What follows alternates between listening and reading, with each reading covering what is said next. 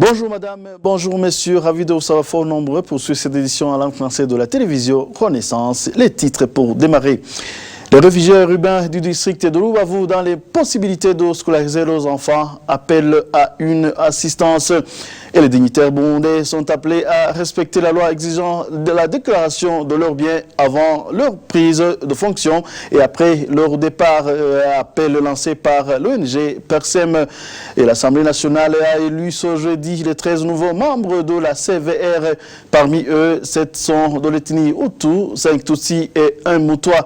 3 membres seulement de l'équipe sortante font partie de la nouvelle. Et voilà pour les principaux titres. Tout de suite, le développement.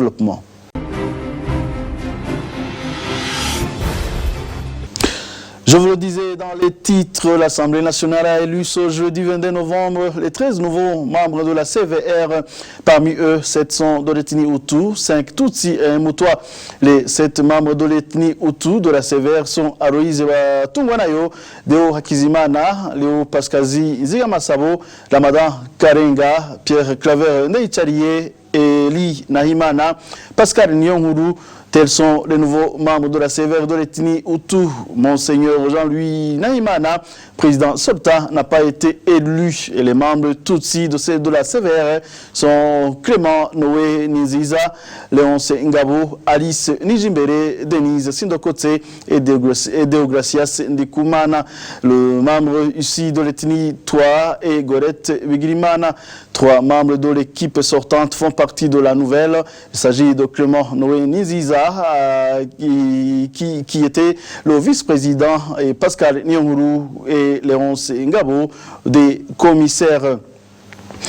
Bonne gouvernance à présent, les dignitaires burundais devraient respecter la loi exigeant la déclaration de leurs biens avant leur prise de fonction et après leur départ. C'est le seul moyen de lutter contre les biens mal acquis, selon Faustin Ndikumana, le président de l'ONG PARSEM, qui appelle les Burundais au changement de mentalité. Lance cet appel au moment où certains hauts dignitaires célèbrent en grande pompe la construction de leur villa acquis à coût de centaines de millions de francs burundais. Et Faustin Ndikumana s'étonne que les fortunes de telles personnes ne soient pas proportionnellement à leur contribution fiscale. Suivez-le, il a été contacté par téléphone. Comme des fois ces dignitaires sont des agents de l'État, ils perçoivent le salaire du revenu du public et ils utilisent le budget de l'argent du contribuable. C'est pour cela que la loi qui les demande à déclarer le bien viendrait renforcer la transparence par rapport à cela. La Constitution, en son article 151, exige la déclaration des biens. La loi anticorruption, dans 3 chapitres, 9 articles sont consacrés à la déclaration des biens.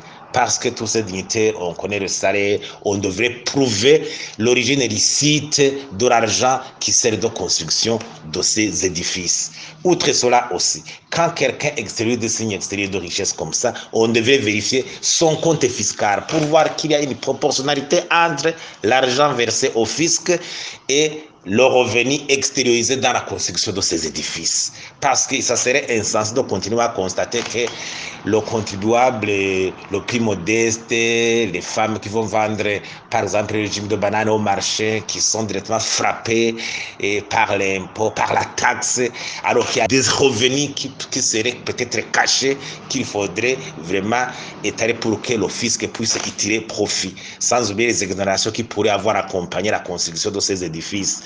Faustin Ndikumana lance également un appel aux banquiers qui octroient d'énormes crédits à une seule personne pour la construction de villas, alors que ces sommes pourraient être investies dans les projets de développement bénéfiques à plusieurs.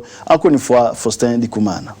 Aujourd'hui, je ne crois pas que avoir la faiblesse de l'épargne intérieure, l'orientation de financement du secteur bancaire ne devait être consacrée à la construction des édifices de luxe d'une seule personne ou d'une seule famille. Plutôt, il faut financer le développement, par exemple, du logement à travers les crédits moyens ou même des immeubles abritant des maisons qui pourraient être louées par des fonctionnaires moyens. Je dois dire qu'il faut que les cadres de l'État, le haut dignitaire se livre à la transparence pour la bonne gestion de la chose publique. Vous savez que très dernièrement, le gouvernement se lamente que l'argent provenant du secteur minier n'est pas versé dans les caisses de l'État. Il faut alors contrôler vraiment les transactions illicites dans ce pays pour mieux renforcer la transparence dans la gestion de la chose publique. Dans certains pays même, c'est l'institut de l'ombudsman qui est chargé de faire ça. Vous avez vu par exemple en Afrique du Sud ce que l'ombudsman de la République a fait pour que l'ancien président puisse déclarer c'est bien. Et vous savez que la suite qui s'en est suivie, et cela a été vraiment une œuvre qui a contribué au renforcement de la transparence dans la gestion de la chose publique dans ce pays. Le journal poursuit pour se conformer aux lois régissant la sous-région et le reste du monde. Le ministère du Commerce vient d'adopter les nouvelles lois pour faciliter l'échange des marchandises. Selon le directeur du Commerce extérieur au sein de son ministère, Terence Nzeimana, même les marchands ambulants devront travailler en respectant les lois. Suivez-le. Le ministère du Commerce et de l'Industrie a voulu mettre à jour les textes qui régissent le commerce et les commerçants. C'est pourquoi ces textes-là ont été changés pour être adaptés à la situation du moment, pour répondre aux problèmes du moment, ainsi que se référer aux lois usuelles dans la sous-région, comme l'EAC, comme le COMESA. C'est pourquoi ces textes ont été revus dans certaines de ces dispositions. Précis du code de commerce et du code de société, les opérateurs économiques de tous bords ont été associés.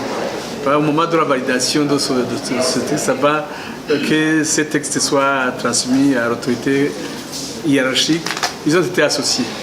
Peut-être ce sont des représentants, tous les commerçants n'ont pas été associés, mais les représentants à travers la Chambre de commerce ont été associés. Nous allons organiser des ateliers à travers tout le pays. Le cas échéant, nous allons produire des documents à diffuser auprès de ces commerçants. Et ce qui est difficile, c'est le faire en même temps dans tous les coins du pays. Mais quand même, ça, aujourd'hui, on est à Bujumbura. Demain, on sera ailleurs. Le commerce ambulant, non, il y a des textes d'application. Le commerce ambulant a été tenu en considération dans le code de commerce. Il y a une disposition qui est là. On a produit 3 textes, 3 ordonnances ministérielles d'application. Un qui indique comment devenir le commerçant ambulant, un autre qui définit ce que c'est le commerçant ambulant, et un autre qui interdit certains produits aux commerçants ambulants. Alors, ces commerçants ambulants seront touchés, numéro d'une autre. Poursuivons ce journal, le réfugié burundais résidant dans la ville de Gisenyi, dans le district de Rubavu, au Rwanda voisin, sont préoccupés par le manque de moyens pour s'acquitter des frais de scolarité de leurs enfants qui sont en primaire et en secondaire. C'est conséquence de la suspension de l'aide de l'ONG ADRA dans le paiement de la scolarité de ces réfugiés. Ces parents demandent au HCR de leur venir en aide afin que leurs enfants puissent continuer les cours. Suivez certains d'entre eux qui se sont entretenus avec la télévision Renaissance. J'ai des enfants qui sont en secondaire. Quand je suis arrivé, on m'a demandé des bulletins de mes enfants. Et je lui ai montré des bulletins du Burundi. Ceux qui travaillent dans le Midimar m'ont donné une permission pour que mes enfants retournent à l'école. J'ai cherché dans les écoles publiques ainsi que dans les écoles privées qui sont moins chères, mais en vain. Mais j'ai trouvé les places dans les écoles les plus chères. Mes amis m'ont aidé à payer les frais de scolarité de mes enfants. Ils ont payé le Minerva du premier trimestre. Ils étaient à 2. L'un s'est occupé d'un seul enfant et l'autre comme ça. Le frais pour le Minerva était à 60 000 francs. Je suis content parce qu'ils ont terminé. Mais ils ont été chassés pour le dernier trimestre étant en examen. Ce que je demande, il faut qu'on nous donne des aides pour que nos enfants étudient, pas que les enfants soient chassés à l'école à cause du minerval.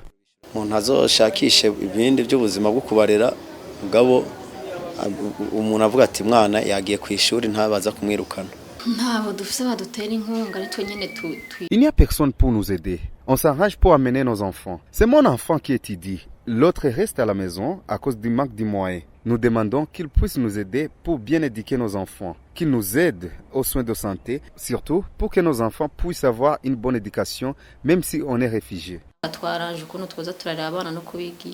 Nos enfants, quand ils doivent aller à l'école, ils doivent payer tous les frais relatifs à leur éducation, le minerval, le matériel scolaire,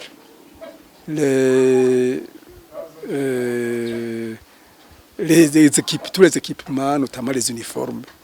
Tout ça, c'est aux frais des parents. Et nous sommes des gens sans ressources.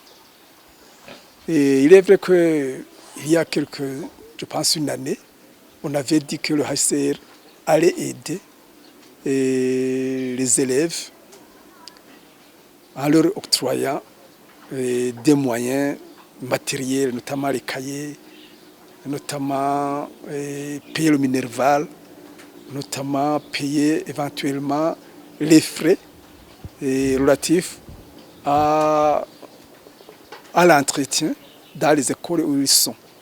Mais ça fait quelques temps, je pense à peu près une année, que ces frais ne sont plus disponibles.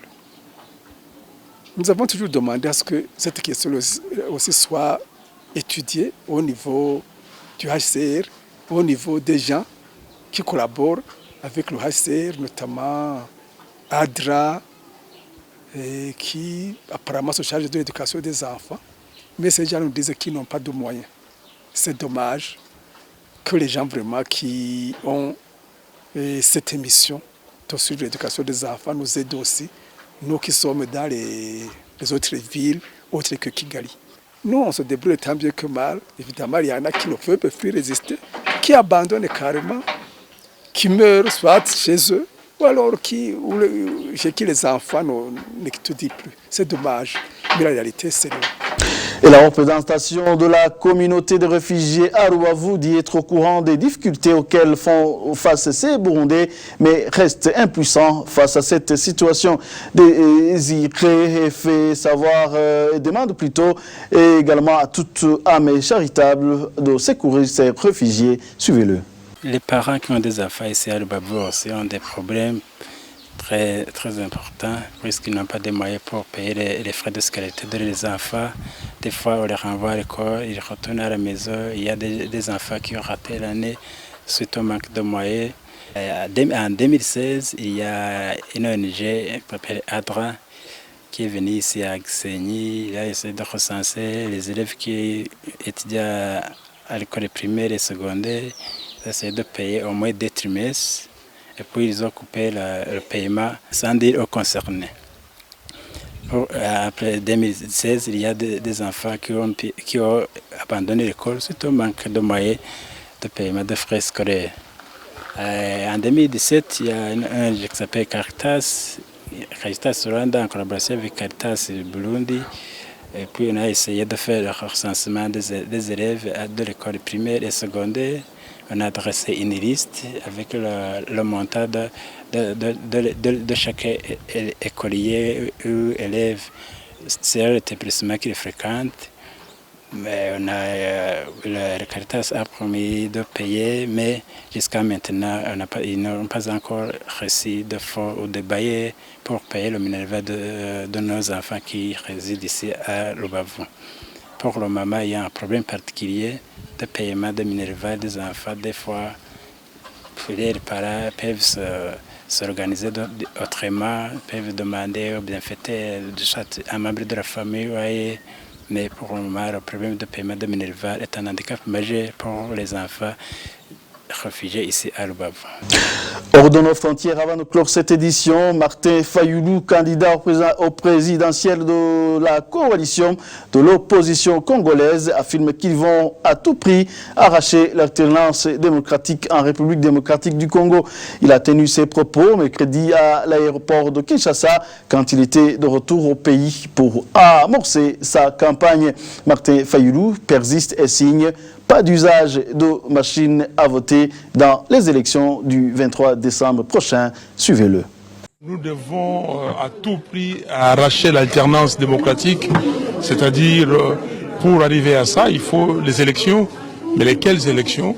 C'est notre objectif, c'est des élections crédibles, c'est-à-dire élections avec bulletin papier et sans machine à voter, avec un fichier clair, nettoyé, pour que les Congolais, demain, quand ils auront posé l'acte, que le résultat soit en concordance avec l'acte qu'ils auraient posé.